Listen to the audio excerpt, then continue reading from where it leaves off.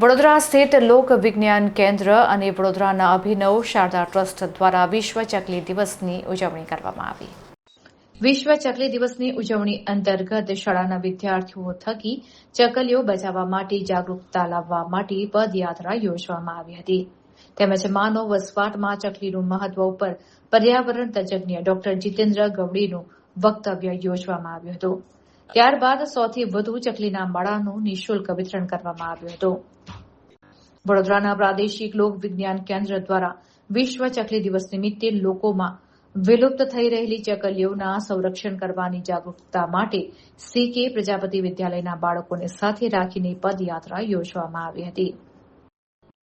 ચકલીના માળાઓ વિદ્યાર્થીઓને આપવામાં આવ્યા તેમજ ચકલીઓ માટે ઘરમાં વસવાટ ઉભો કરવાનો સંકલ્પ લેવામાં આવ્યો। સૌને પણ આવકારું છું। ફરી આપણે વિચારપૂર્વક તમે બ્રેનને પણ ઓપન રાખો કે આપણે સૌના વતી હું એમને આવકારવા માટે સ્વાગત એ મારા ફોર્મર ડાયરેક્ટર છે।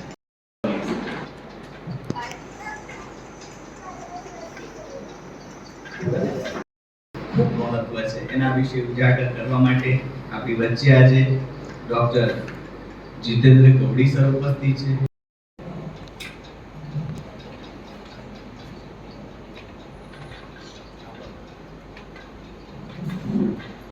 શું કે ધીરે ધીરે એ પક્ષીઓ પણ અને તમને તો મને ચોક્કસ ખ્યાલ છે કે એમાંના અડધા પક્ષી કદાચ તમને એવું લાગશે કે હું પહેલી વખત અમે જોઈ રહ્યા છીએ, પણ એ પક્ષી આપણા ઘરની આસપાસ હોય છે।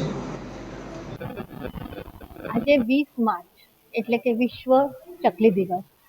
આજે આ દિવસ આપણે જે સામાન્ય રીતે જોવા મળતી ઘરોમાં બહુ જ કોમનલી જોવા મળતી ચકલી માટે આપણે ઉજવીએ છીએ। આ દિવસ કેમ ઉજવવાની જરૂર પડી?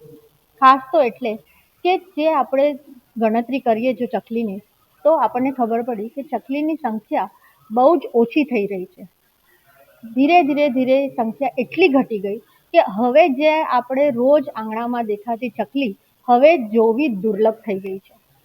તો આજની પેઢીમાં આ વસ્તુ માટે એમને જાગૃતિ આવે એ માટે થઈને આપણે વિશ્વ ચકલી દિવસ ઉજવીએ છીએ। આપણા ઘરોમાં હવે કબૂતરને ના એન્ટ્રી ના થાય એના માટે આપણે નેટ લગાવી દીધી છે। આનાથી જે દુરુપયોગ થયો છે કે જે બાલ્કની હતી જે આપણા ઘરોમાં ફોટોગ્રાફની પાછળ ચકલીઓ માળા કરતી હતી એ થવાનું બંધ થઈ ગયું છે।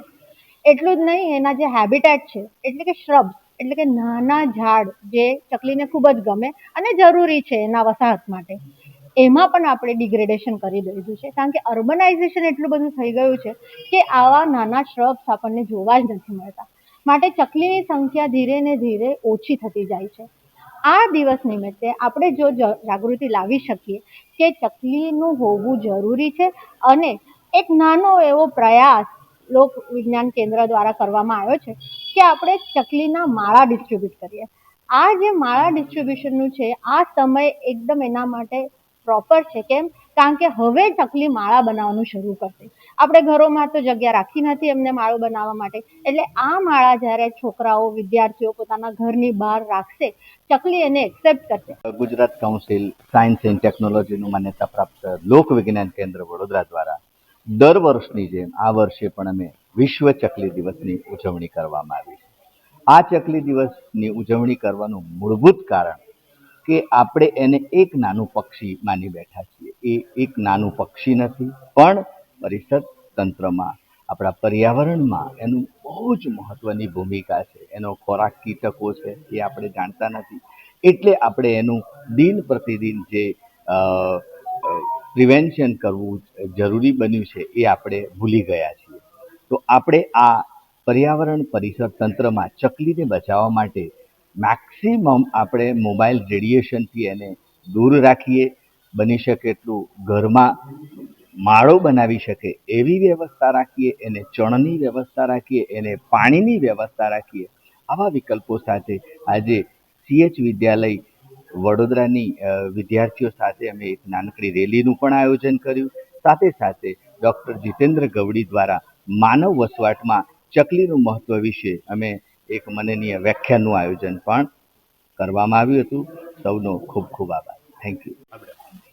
આજે વિશ્વ ચકલી દિવસ છે, જેની ઉજવણી કરવા માટે અમે વિજ્ઞાન કેન્દ્રમાં આવ્યા છે અને ત્યાં ડૉક્ટર ગૌલી જે છે એમને અમને એમનું ચકલી પ્રત્યેનું આજે જે વિશ્વ ચકલી દિન છે તેના પ્રત્યેનું અમને વક્તવ્ય આપ્યું છે અને તે વક્તવ્ય સાંભળીને અમને ઘણું જ્ઞાન મળ્યું છે અને તેમને નિઃશુલ્ક માળાનું વિતરણ પણ કર્યા છે, જે અમે વિદ્યાર્થીઓ ઘરે જઈને તે માળા લગાવીને ચકલીઓ મૃત્યુ ઓછી પામે તેવું કરવા માટેના પ્રયત્નો કરીએ છીએ અને CH વિદ્યાલયમાંથી અમે રેલી કાઢીને અહીંયા આવ્યા છીએ અને સરે અમને ઘણું સારી રીતે વક્તવ્ય આપ્યું, જેના દ્વારા અમને ઘણું સારું જ્ઞાન મળ્યું કે પશુ પક્ષીઓને મૃત્યુ આપવું નહીં, તેને બચાવવા માટે પાણી ને અન્ન આપવું, તે જ્ઞાન તેમણે અમને આપ્યું.